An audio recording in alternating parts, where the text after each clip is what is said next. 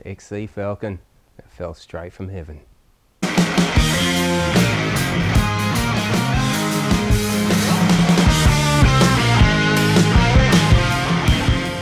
G'day fellas and ladies, hope you're doing well. Now, this is my XC Falcon. It's an absolutely amazing car, okay? Now, the reason I say it fell from heaven is basically because this is a one owner car that's never been unregistered and has never been restored, and it's got virtually no rust. Yeah, I'll say that again, virtually no rust. I mean, anybody who knows anything about a Falcon, well, they come with rust, I think, from the factory. But this old girl has been really well looked after. Surprisingly enough, the guy who owned it, he's a real old fella now, of course. I bought it on his retirement day, and he was a little bit sad to see her go. He got married in it, spent his whole life in it.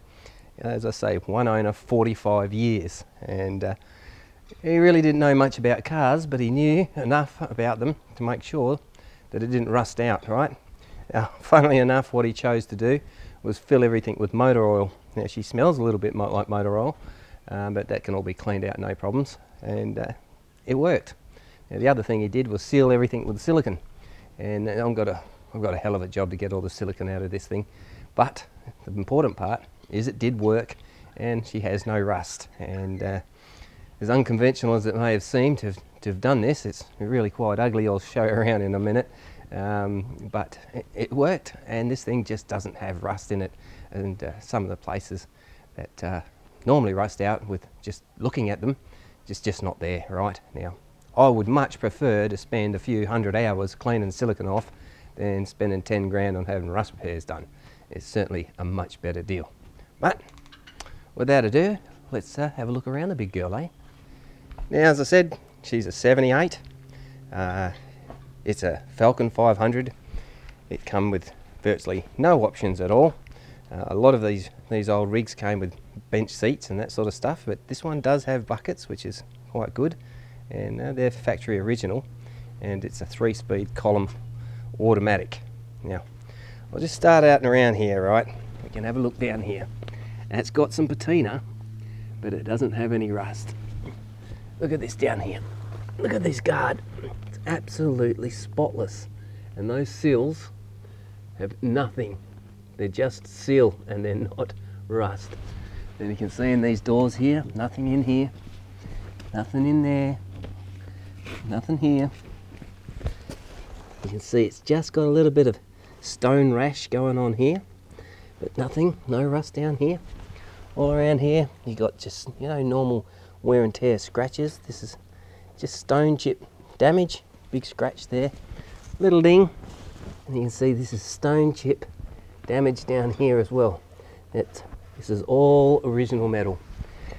She was on gas, so this is going to have to be fixed, of course. But you may notice that there's plenty of yellow paint, like primer on it. And what he did was, where the patina was coming through, he just squirted some primer on it, which probably saved it in the long run.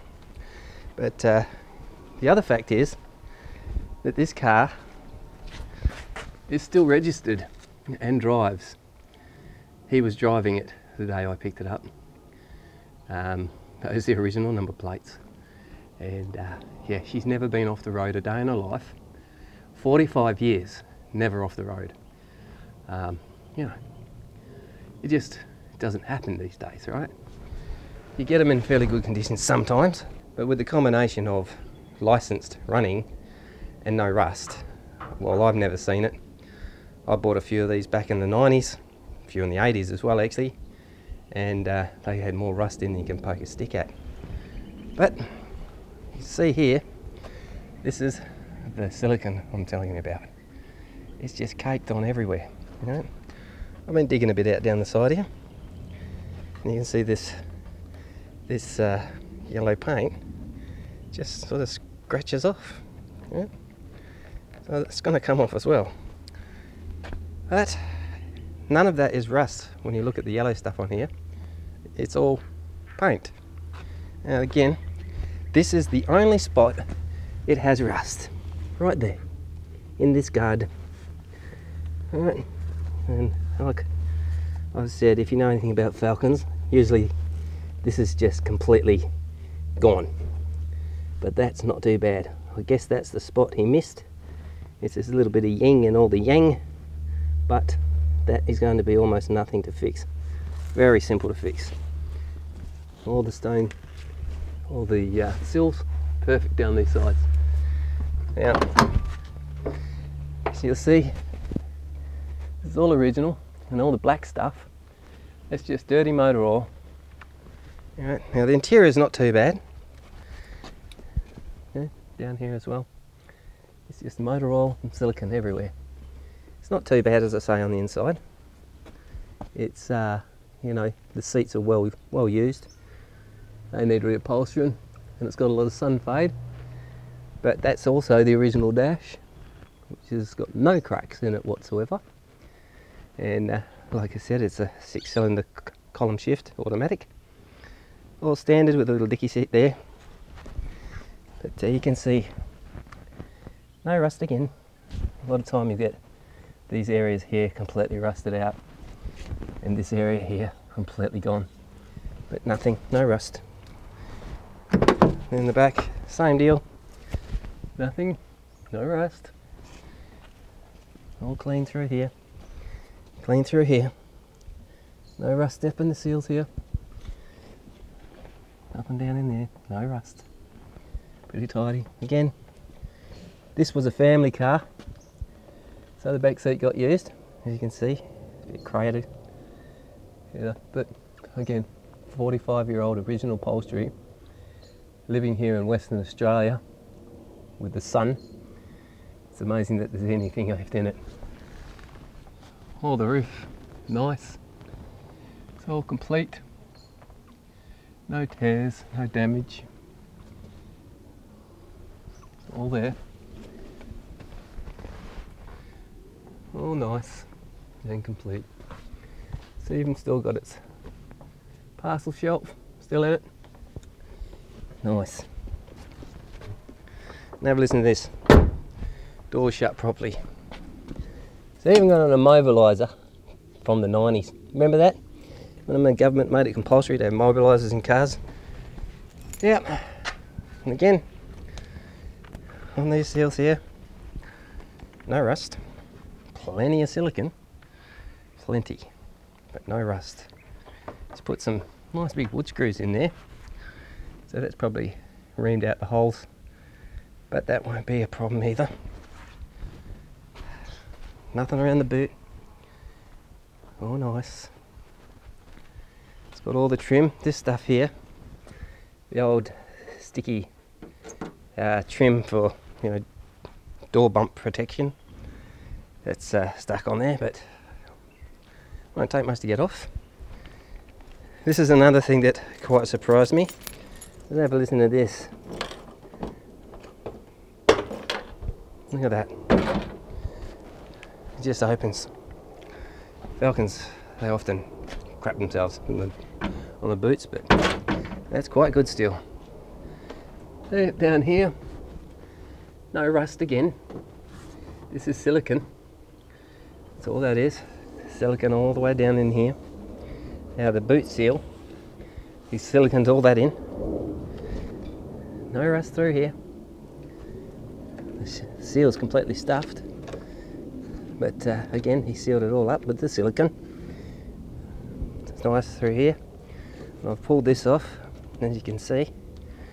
Bit of silicone again. I think it might actually be caulking. I'm not sure. I think he just used whatever he had, but there's no rust in there at all. Now I don't know if the camera will pick it up, but look at that. Look at that. Completely clean. All the seams are still there. I don't know if you'll show up in there. It might be a bit dark, but all factory original. Totally factory original. All the seams, all the seals, everything is still here. Then there's this. Look at that panel. No rust at all. absolutely mint. I've been cleaning this off down here to see what was underneath the rust protection, and lo and behold, what did I find? Metal. Clean metal. All the seams, everything. It's just amazing. And that's why I'm saying this thing fell out of heaven, because you just don't find them like this. It's completely original, unmolested, and well looked after. He just went crazy with rust prevention.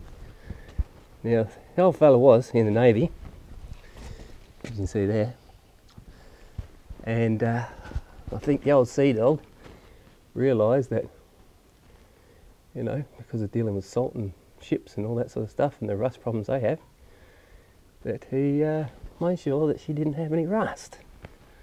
But it's just amazing, right? Look at this. No rust up there. It's beautiful. Absolutely beautiful. And it's just complete. The only thing it's missing is this one little bit of trim around the light there. But I've managed to get one of those. That's on its way. But yeah, down this side again, no rust. Perfect.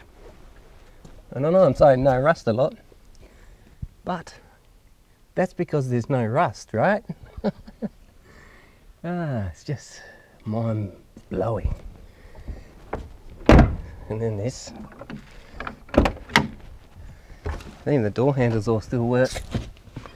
No rust. See that there? It's just starting. That silicon's playing its job. All clean through there. Right. Absolutely immaculate.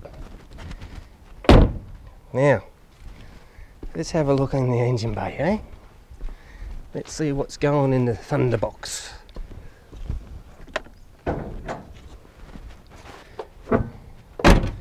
You notice that everything works, right? Okay, there she is. Alright, so this is the engine bay. No rust on the bonnet, just a little bit of surface, bit of a clean up. It should be spick and span again. None in there. See if the camera can pick this up. None in this seal along here, in the end of the bonnet. It's all good still. Very nice. Now you'll see over here, I've left some for you to have a look at. This is the silicone in the seals that I'm telling you about. That just peels out, and underneath is paint. The plenum there, they really rust out badly in these things, and you know, down inside the guard. Generally, when this is good, so here's down inside here. But obviously I'm going to have a good look when I pull these guards off. But this black stuff here, I'm not sure exactly what it is. Probably more silicone of some sort. As you see, it just peels off and leaves, you know, underneath is a nice seam. So I've peeled it off on the other side. Across there. As you can see, there. It's all clean, no rust. Right, there's your 250 iron head, good solid motor. But again, it's all tidy, clean. Now, like I said, this was on gas, and I have deleted the gas system, completely removed that. I don't want to run this car on gas, so I will eventually convert it to a V8, and as I showed you in a previous video, I've got a motor and stuff for that. But there she is in all her glory, the 78 XC Falcon from heaven. I really like this car. I've always liked the XCs. I think they're brilliant rigs, but to find one in this kind of condition is just, well, I certainly haven't come across any, that's for sure. But she's going to be a good project, and you can come along for the journey, right?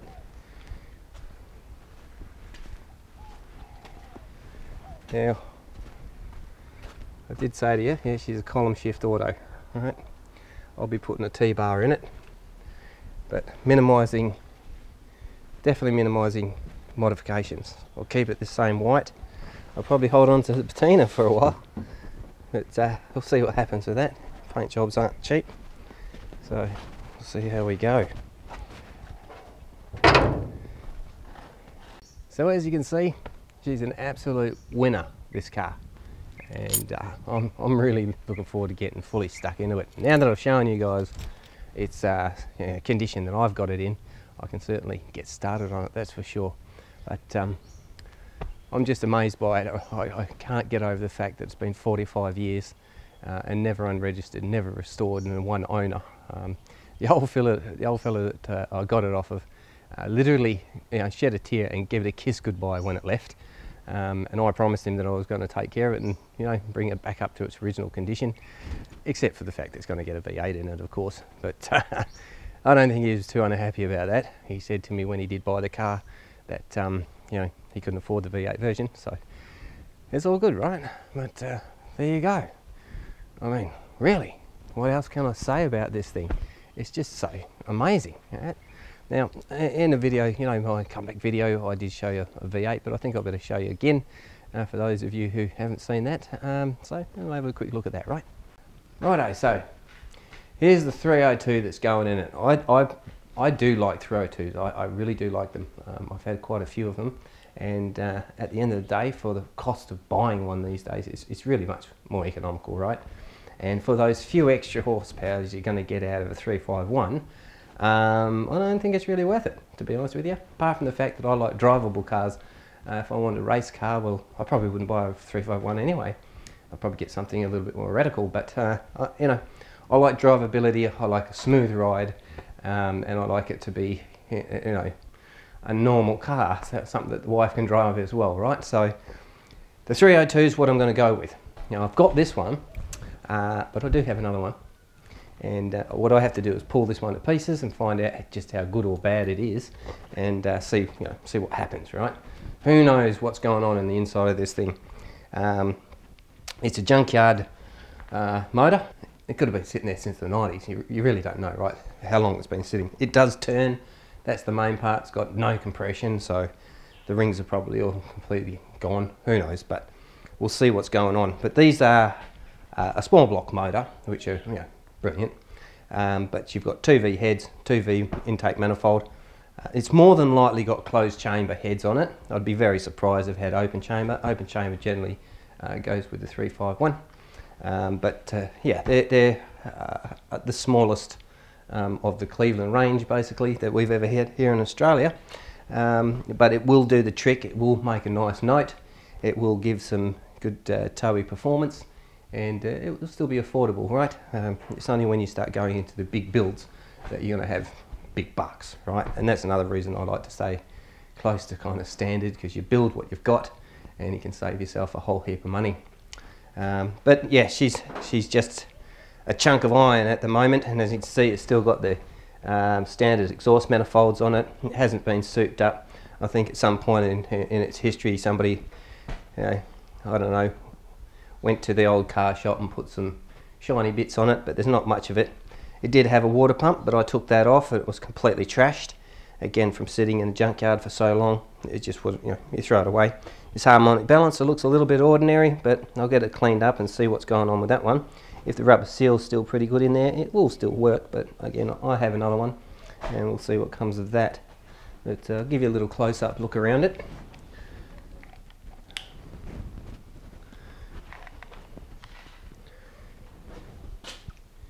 As you see, it's got the old rust. She needs to be put in the old acid bath and cleaned out. Still got its, what's his name? This thing. I'm always calling them flywheels, but that's not a flywheel, because it's, flywheels are for clutch cars, manual gearboxes. I've lost it. It's just gone. Words happen like that, disappear out of your head when you're old, I guess. Some of you will understand what I'm saying, yeah, electronic distributor on it. We'll see if we can revive that one, but we don't need to have giant spark occurring with some big fat twin pointer or that sort of rubbish that they used to do back in the 90s. Electronics definitely better, of course, because it gives you that constant spark. But that is the motor. So we'll see how we go. Right, so that gives you a bit of an introduction to the project at hand. This is part one, of course, and everything that I do to the car, I will show you guys as I go along. I've got a huge amount of parts coming for it because I'm going to replace the entire suspension, that's springs, and you know, literally everything underneath the car is going to be completely changed. You know, it's 45 years old on original springs. I wouldn't be surprised if those bushes in there are the original ones as well. The old fella, he just kept it going basically. He really didn't do anything to it, which is I'm kind of grateful for, because that means that it hasn't been, you know, fiddle-farted with by some clown who doesn't know what they're doing and causing problems down the track, right? So yeah, it's going to get a fully new suspension. I've got a C4 box to go behind that, at 302 as well, which is a really top quality box. A lot of people say you don't want the FMX and rah rah rah, but what it comes down to is availability, cost, and you know, maintenance. You can rebuild a C4 much quicker than you can rebuild an FMX. The parts getting a bit tricky. For those of you who don't know, an FMX tends to come with the automatic that came behind 351s in things like the LTDs and stuff like that, or your Fairmonts and your GTs and blah blah blah, all that sort of stuff. But the standard box, the C4, is a truck box. It's super strong. It's as strong as the FMX, that's for sure. There's a few varieties, but I'll do another video on those transmissions another time. But this is the introduction to the XC, and this is the project at hand. And what I've got to do now is get started. So I better do that, right? So I'll see you next time. Take it easy. Cheers.